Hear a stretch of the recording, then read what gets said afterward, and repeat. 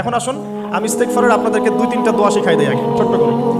এক নাম্বার, যারা একটু পড়াশোনা করেন মাশাআল্লাহ তারা এইটা পড়বেন, সাইয়্যিদুল ইস্তেগফার। সাইয়্যিদুল ইস্তেগফার আমার সাথে বলবেন, আল্লাহুম্মা আনতা রাব্বি লা ইলাহা ইল্লা আনতা খালাকতানি আনা আবদুক ওয়া আনা আলা আহদিক ওয়া ওয়া'দিকা মাস্তাতা'ত আউযু বিকা মিন শাররি মা সানা'ত আবু'ু লাক বিনি'মাতিকা আলাইয়া ওয়া আবু'ু বিযানবি ফাগফিরলি ফাইন্নাহু লা ইয়াগফিরুয যুনুবা ইল্লা আনতা।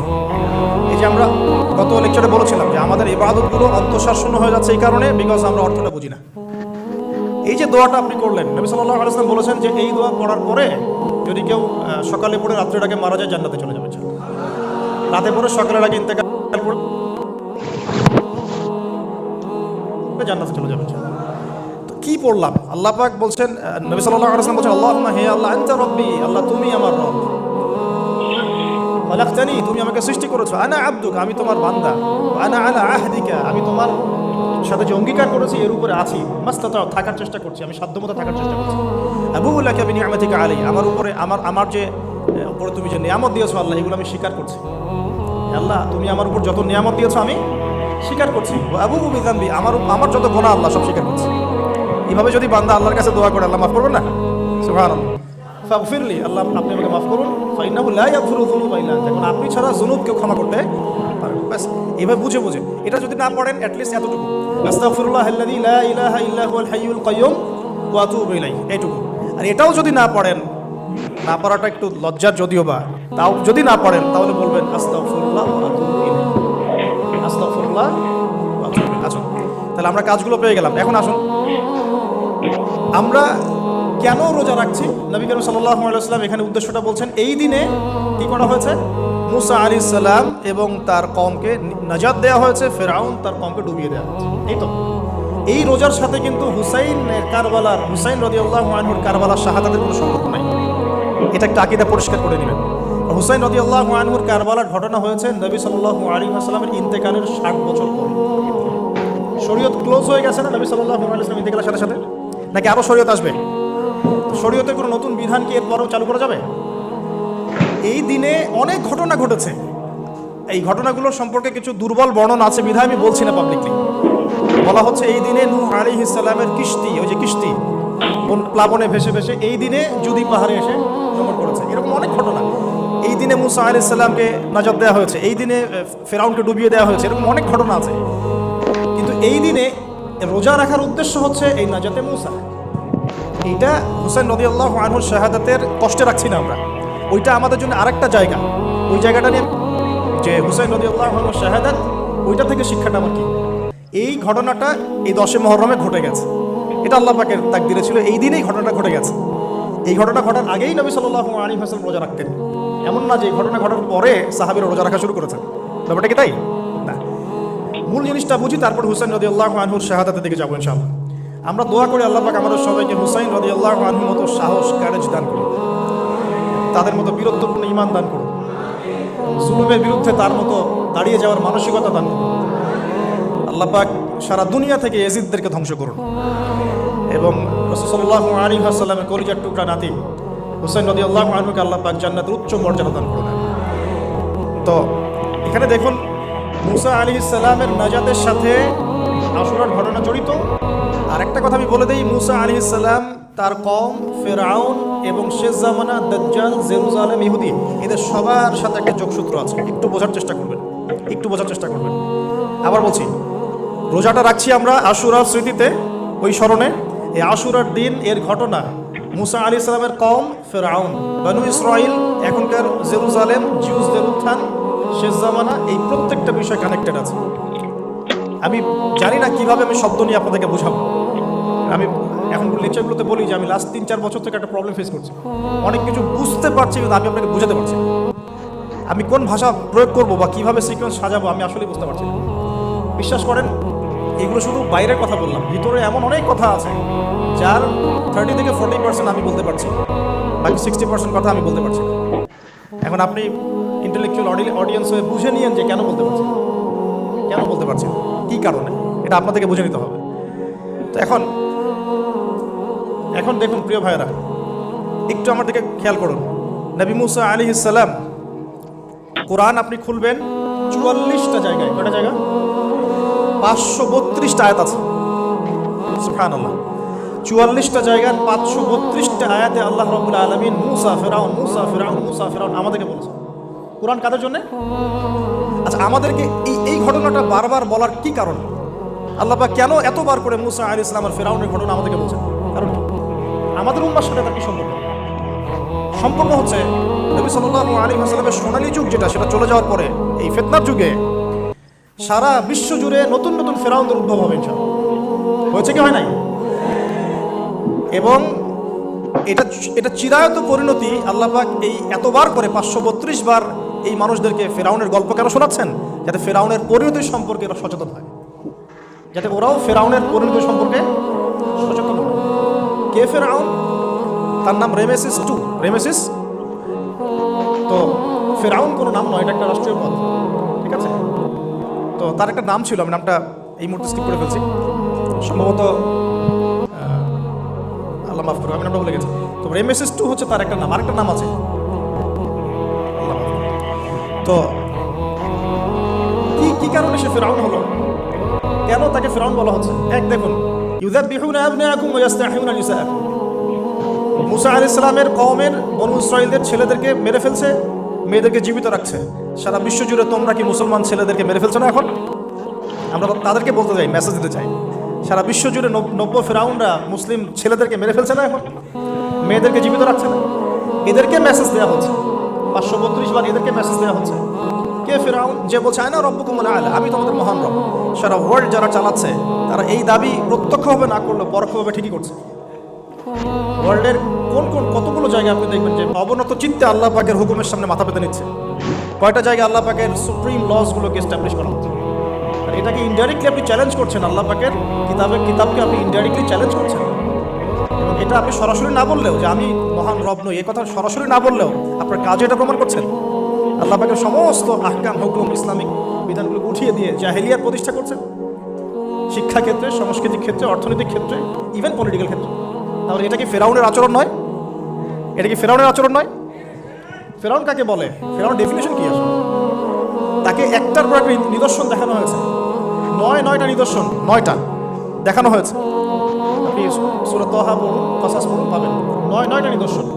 এতগুলো নিদর্শন আয়াত দেখার পরেও ফেরাউন ঈমান নিয়ে আসে নাই। তো এখন সারা ওয়ার্ল্ডে যারা আছে, বড় বড় ফেরাউন, নমরুদ, আজার, এদের সামনে নিদর্শনের অভাব আছে? এরপরেও কি তারা ইসলাম কবুল করছে, আত্মসমর্পণ করছে? ইসলামের উপর এত আগ্রাসন, এত ম্যাসাকার্ড অবস্থার পরেও ইসলামকে দিন দিন কমছে না, পাচ্ছে? নিদর্শন মুসলিমদের উপরে এত সাংস্কৃতিক আগ্রাসন, শিক্ষাক্ষেত্রে আগ্রাসন, অর্থনৈতিক আগ্রাসন, পলিটিক্যাল আগ্রাসন, এরপরেও কি মুসলিমরা কমেছে না বেড়েছে? নিদর্শন। সারা বিশ্বে পর্দা কত কথা, তারপরে পশ্চিমারাই এখন পর্দা করছে, নিদর্শন। ওরাই এখন পর্দা দিকে আসছে। প্রতিটা জায়গায় আপনি দেখুন, শিক্ষা থেকে উঠাই দিচ্ছেন ইসলাম, কিন্তু তারপরেও মানুষ মাদ্রাসার দিকে আসছে, তারপরেও দিন দিন মানুষ কোরআন শিখছে, তারপরেও দিন দিন মানুষ হাদিস শিখছে। আমরা সংস্কৃতির নামে নগ্নতা, বেহায়াপনা ছড়িয়ে দিচ্ছি, তারপরেও দেখুন দিন দিন মানুষ আবার আল্লাহর দিকে ফিরে আসছে। যুব সমাজকে নাস্তিক বানানোর জন্য কত কি না করলাম আমরা, কত কি যে করলাম যুবকদেরকে নাস্তিক বানানোর জন্য, কিন্তু তারপরেও ইয়াংদের একটা বড় অংশ দিন দিন ইসলামের দিকে ফিরে আসছে। আলহামদুলিল্লাহ। দেখুন এখনো কিন্তু ফেরাউনদের সামনে নিদর্শন যাচ্ছে। সবচেয়ে বড় কথা, তারা আল্লাহ পাকের অথরিটি, আমরা সভরেন্টি বলি যেটাকে, এইটা দাবি করেছিল ফেরাউন। এখন সেই সভরেন্টি দাবি করছে আমরা বড় বড় সংস্থাগুলোর মধ্য দিয়ে। আপনি আমাকে সরাসরি জিজ্ঞাসা করলে আমি বলবো ইউনাইটেড নেশনস একটা ফেরাউন, অফকোর্স ফেরাউন। কারণ সে সারা ওয়ার্ল্ডকে আল্লাহ পাকের হুকুম আহকাম থেকে বের করে মানুষের হুকুম আহকামের দিকে নিয়ে গেছে। সিম্পল। এখন আশুরার সাথে এগুলোর কি সম্পর্ক? এবার এই বিষয়টা দেখুন, একটু খেয়াল করুন, একটু মনোযোগ দিন। নবী মুসা আলাইহিস সালামকে আল্লাহ রাব্বুল আলামিন জন্ম দিয়েছেন কোন বছর জানেন? যেই বছর ওই সন্তান জন্মটা স্থগিত ছিল, মানে 1 বছর তারা সন্তান জবাই করা। জ্যোতিষীরা বলেছিল একজন আসবে তোমার সিংহাসন কেড়ে নিবে। মুসা আলাইহিস সালামের নাম উল্লেখ করা হয় নাই। ফেরাউন খুব সতর্ক, এরপর থেকে যে বাচ্চাই জন্ম নেয় হত্যা করা হয়। সুবহানাল্লাহ। এখন সারা বিশ্বে বাচ্চাদেরকে হত্যা করা হচ্ছে না? আপনি ইয়েমেনের দিকে তাকান, সিরিয়ার দিকে তাকান, লেবানন, জর্ডান দেখেন, প্যালেস্টাইনের দিকে তাকান, কতগুলো বাচ্চা, নিরীহ বাচ্চাদেরকে এত মারার পরেও আলহামদুলিল্লাহ আল্লাহ পাক ওইখানকার মাদের গর্ভে যমজ সন্তান দান করে। দেখবেন পৃথিবীর সবচেয়ে বেশি যমজ সন্তান হয় ছেলে সন্তান প্যালেস্টাইনে। সুবহান আল্লাহ পাকে দেখেন, মুসা আলাইহিস সালামকে আল্লাহ পাক জন্ম দিয়েছেন পরের বছর, মানে যে বছর জবাই করা চলছে তার পরের বছর মুসা আলাইহিস সালাম জন্ম নিয়েছেন। এবার তার মা তো ভীত সন্তুষ্ট, কি করবেন, কিভাবে হবে, ফেরাউন জানতে পারলে তো মেরে ফেলা হবে। এখন আল্লাহ পাক তাকে ওহী করলেন। এই ওহীটা নবুয়ত না, কিন্তু মনের মধ্যে ইলহাম। এটা কি বলি? ইলহাম, যে তুমি তোমার সন্তানকে ভাসিয়ে দাও। কোথায় ভাসাবে? কোনো মা পারবে? বলেন তো, মারা কেটে পারবে? ও মুসা আলাইহিস সালামের মায়ের কলবটা কেঁদে উঠলো। আল্লাহ পাক বলছেন, আমি যদি তার কলবকে দৃঢ় না রাখতাম সেই কাজ করতে পারতো না। সুবহানাল্লাহ, তার অন্তরকে দৃঢ় কে রাখে? আল্লাহ। আমরা সেই আল্লাহর কাছে অন্তরের কলবের দৃঢ়তা কামনা করি। এই জায়গা থেকে একটু মনোযোগ দিয়ে বুঝতে হবে, আস্তে আস্তে শেষ করে দিব। এবার আল্লাহ রাব্বুল আলামিনের শান এবং তার পরিকল্পনা দেখুন। আল্লাহ পাক মুসা আলাইহিস সালামের চেহারার মধ্যে মুহাব্বত, ভালোবাসা দিয়ে দিয়েছেন। অনেক মানুষ আছে না, বাচ্চা দেখলে মহব্বত জাগে, ভালো লাগে, খুব আদর করতে ইচ্ছা করে।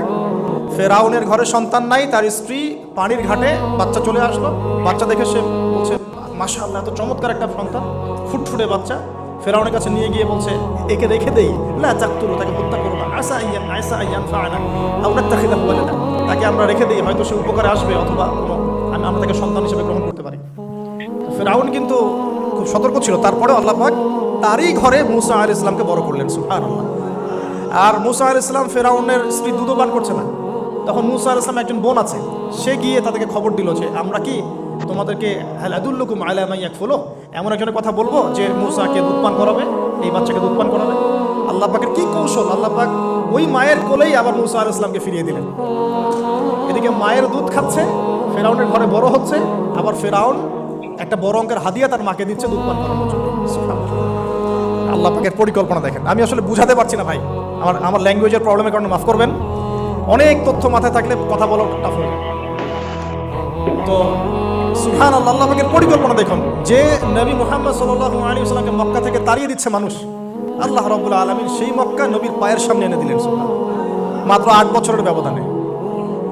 যে বদর যুদ্ধে মুসলিমদেরকে একদম নিঃশেষ করে দেওয়ার প্ল্যান করা হয়েছে, ওই বদরেই আল্লাহ রাব্বুল আলামিন আবু জাহেলের মৃত্যু লিখে রাখলেন। যে ইউসুফকে কুয়ায় ফেলে দিল তার ভাইরা, সেই ইউসুফকে আল্লাহ পাক সেখান থেকে কারাগার, রাজপ্রাসাদ, সেখান থেকে কারাগার, সেখান থেকে আবার নিয়ে আসলেন মিশরের পলিটিক্যাল পাওয়ার। আল্লাহর পরিকল্পনা। যে ইয়াসরিব একসময় ইহুদিদের দাপটের জায়গা ছিল, ওই ইয়াসরিব মুসলিমদের কর্তব্যতা করলেন আল্লাহ হিজরত করিয়ে। বাদশা নাজাশি আবিসিনিয়ায়, আমি তো মালয়েশিয়াকে আবিসিনিয়া মনে করি, এখানে মাশাআল্লাহ এরকম পরিবেশ আছে, শান্তিপূর্ণ ইসলামী পরিবেশ। বাদশা নাজাশির এরকম পরিবেশ ছিল। বাদশা নাজাশি কিন্তু মুসলিম ছিল না, সে খ্রিস্টান ছিল। তারপরেও নবীজি বলতেন, বাদশা নাজাশির রাজ্যে কেউ জুলুমের শিকার হয় না, যদিও সে মুসলিম ছিল না। ওখানে ইসলাম নিয়ে গেলেন আল্লাহ পাক, ওখান থেকে পুরো আফ্রিকা ইসলাম ছড়িয়ে পড়ল। সুবহানাল্লাহ। এক খালেদ বিন ওয়ালিদ রাদিয়াল্লাহু আনহু, যার হাতে উহুদ যুদ্ধে বহু মুসলিমের প্রাণ গিয়েছে না, সেই মানুষকে আল্লাহ রাব্বুল আলামিন হেদায়েত দিয়ে 100টা যুদ্ধ করিয়েছেন। সুবহানাল্লাহ। আল্লাহ পাকের পরিকল্পনা আমরা বুঝতে পারবো না, আল্লাহ পাকের পরিকল্পনা আমরা বুঝতে পারবো। ওয়া মাকারু ওয়া মাকারাল্লাহ, তারা কৌশল করে, আল্লাহ পাকও পরিকল্পনা করে। দেখেন, এই যে প্যালেস্টাইন নিয়ে এত সমস্যা করছে না, আল্লাহ পাকের কি পরিকল্পনা! সুবহানাল্লাহ। আল্লাহ পাক সমস্ত জিউসদেরকে ওইখানে একত্রিত করেছেন। কেন জানেন? কেন জানেন? আল্লাহ পাক এই যে 1914 থেকে নিয়ে 2023 এই যে সালগুলো চলছে, 100 বছর, লাস্ট 100 বছরে সারা ওয়ার্ল্ডের জিউসদেরকে ওখানে একত্রিত কেন করেছেন জানেন? যেইভাবে আল্লাহ পাক ফেরাউনের দলবলকে লোহিত সাগরে ডুবিয়ে দিয়েছেন, ওইভাবে আল্লাহ পাক প্যালেস্টাইনিদের সবাইকে ডুবাবে ইনশাআল্লাহ। এটাও আল্লাহ পাকের একটা বড় পরিকল্পনা। এটা ওরা বুঝতে পারছে না, কিন্তু সময় সাক্ষী দেবে ইনশাআল্লাহ। দেখে নিন, আমরা 100% হলফ করে বলতে পারি এটা হবেই ইনশাআল্লাহ। এই কারণেই লাস্ট এই যে অটোম্যানদের ডিফিটের পর থেকে নিয়ে 1970 থেকে নিয়ে যে first world war, second world war করতে করতে সব জায়গা থেকে জিউসরাকে একত্রিত করেছে এখানে, বিকজ অফ লাস্ট একটা সর্বশেষ একটা ম্যাসাকার আল্লাহ ইনশাআল্লাহ তার হাতে, ঈসা আলাইহিস সালাম। আমাদের উম্মতের মধ্যে কে নেতৃত্ব দিবেন? ইমামুল মাহদি, যার নাম হবেন আল মুহাম্মদ। তার নাম কি? মুহাম্মদ। তার বাবার নাম আব্দুল্লাহ, তার মায়ের নাম হবে আমিনা। এটাও ক্লোজিং টাইম। এখন আসুন, আল্লাহ পাকের কি পরিকল্পনা! যৌবনকালটা আল্লাহ পাক মুসা আলাইহিস সালামকে ফেরাউনের ঘরেই কাটালেন, এবং আল্লাহ পাক মুসা আলাইহিস সালামকে দুটো গুণাবলী দিয়ে বড় করলেন। দুটো গুণাবলী মনে রাখবেন। এক হচ্ছে কাউই, তিনি শক্তিশালী ছিলেন, ফিজিক্যালি অনেক শক্তিশালী ছিলেন। আমিন মানে বিশ্বস্ত ছিলেন, কাউইউল আমিন। মনে থাকবে ইনশাআল্লাহ। আমরাও আল্লাহর কাছে দোয়া করি, আল্লাহ আমাদেরকে কাউই বানিয়ে দিন এবং আমিন বানিয়ে দিন। আমিন।